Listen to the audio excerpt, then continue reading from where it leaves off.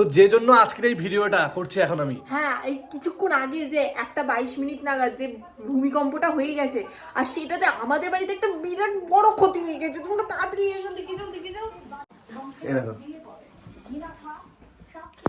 দেখেছো কি অবস্থা? পুরো বাড়িতে পুরো ফাটল দেখা দিয়েছে। এই যে দেখতে পাচ্ছ, পুরো পুরো পুরো পুরো অবস্থা। আমি তো উল্টে পড়েই যাচ্ছিলাম, আমি শুধু ভাবছিলাম আমার মাথার উপর না ছাদটা ভেঙে পড়ে যায়। সত্যি সত্যি আমি তো বেরোতেই পারছিলাম না ঘর থেকে, এত জোরে কাঁপাচ্ছিল আমাকে। তোমার তো সে তোমার মাথায় ভেঙে পড়লে কোনো সমস্যা হতো না, কিন্তু যে বাড়িটা ফেটে চৌচির হয়ে গেলে এবার কি হবে?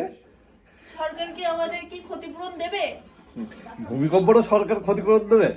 আমি এটুকু তো আমরা একটা দাবি রাখতেই পারি যে যাদের যাদের বাড়িতে এই ভূমিকম্পের জন্য একটা এত ক্ষয়ক্ষতি হয়েছে তাদের একটা প্রকল্পের আওতায় আনা হোক, এবং সরকারের তরফ থেকে কিছুটা যদি সহায়তা করা যায় এই ফাটলের, তাহলে আমরা এই ফাটলটা একটু মেরামত করতে পারবো। এমনিই তো এই বাড়ির অবস্থা, তার উপর তো পুরো ফেটে গেছে, কি করে থাকবো আমরা? এবার নিশ্চিত যদি এরকম যদি মানে ভূমিকম্প যদি পুনরায় যদি আবার হয় তো এবার ভেঙেই পড়বে শিওর।